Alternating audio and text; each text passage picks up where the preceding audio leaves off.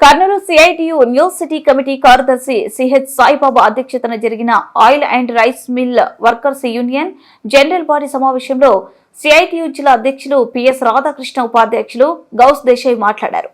Corporate sector యథేచ్ఛగా కార్మిక శ్రమను దోచుకోవడానికి దాదాపు 140 సంవత్సరాల క్రితం పోరాడి రక్తం చిందించి ప్రాణ త్యాగాలతో సాధించుకున్న కార్మిక చట్టాలను హక్కులను కాలరాయాలని మోడీ కార్మిక చట్టాలను రద్దు చేసి 4 కోట్లుగా మార్చి బిల్లును పార్లమెంట్లో ఆమోదింపజేసుకుని వాటి అమలు కోసం తీవ్ర ప్రయత్నం చేస్తున్నారన్నారు.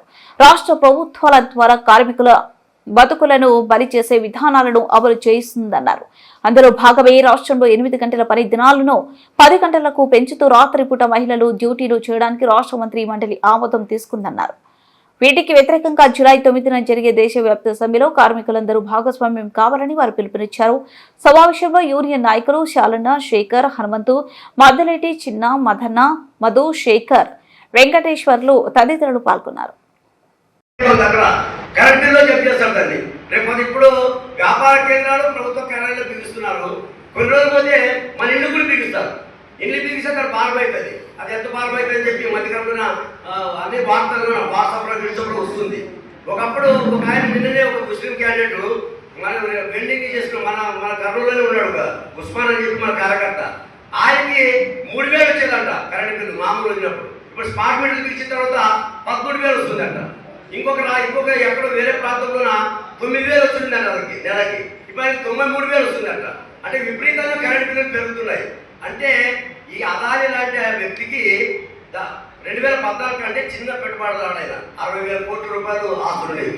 ఇప్పుడు 2024 11 సంవత్సరాలున 17 లక్షల కోట్ల ఆస్తులు పెరిగినాడు ఆయన. 17 లక్షల కోట్లకి ఎంత పెరిగినాడు? దీన్ని బట్టి మనం ఆలోచన చేయాలి.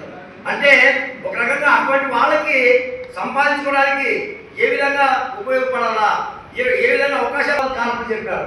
26 మంది చెప్పినారు. చాలా దుర్మార్గమైన చర్య. దాన్ని మనం ఖండించాల్సిందే. కానీ దాన్ని కూడా మతోని వాదాలకు వాడుకోవాలని నువ్వు హిందువా ముస్లిం అని చెప్పి అడిగని చెప్పినానని చెప్పి ఒక ప్రచారం చూసుకుంటున్నాడు. అంటే ఏ అవకాశం వచ్చినా మతోన్మాదాలు రెచ్చగొట్టి తన పబ్బం గడుపుకోవాలా, తన అధికారానికి ఎటువంటి వ్యతిరేకత లేకుండా ముందు కొనసాగని చెప్పి దుర్మార్గమైన ఆలోచిస్తున్న నరేంద్ర మోడీ గారి పరిపాలన కొనసాగుతుందని చెప్పి కూడా మనకి సందర్భంగా గుర్తించాలా.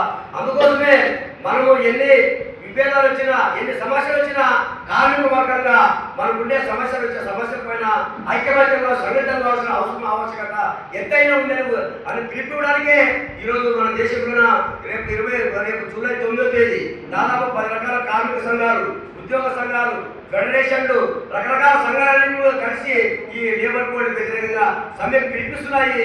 ఆ పిలుపులు మనం చేపట్టడం చేసిన అవసరం ఆవశ్యకత మన పైన ఉందని చెప్పి మీ అందరికీ తెలియజేస్తున్నాం.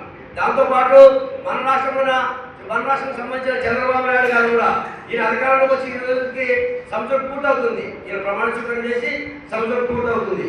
ఈ సంవత్సరం కాలంలో ఈయన ఏం చేశాడు? ఈయన ఇప్పుడు దుగ్గురు చెప్పేట్ల లేబర్ కోడ్ని ఎట్లా అమలు చేయాలని చెప్పి ఆలోచన చేస్తున్నాడు. 10 గంటలు ఇప్పుడు 12 గంటలు 10 గంటలు చేస్తున్నాడు. అంటే ఆడవాళ్ళు మహిళలు రాత్రి కూడా పనిచేయాలని చెప్పి ఆయన ఒక చట్టం చేస్తున్నాడు.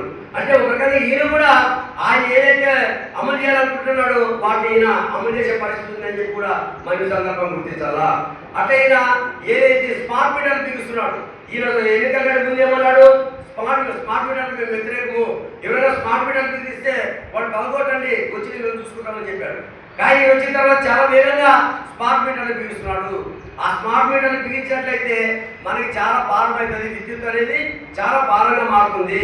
ఇప్పుడు విద్యుత్ అనేది అత్యవసరం అయిపోయింది మనకంతా కూడా. తిండైనా తిరగకుండా ఉండలేము, కానీ కరెంట్ లేకుండా ఉండలేము మనమంతా కూడా. ఇంట్లో వేడి ఎక్కువ ఉంటుంది, ఫ్యాన్లు కావాలా, లైట్లు కావాలా, అన్నీ కావాలా.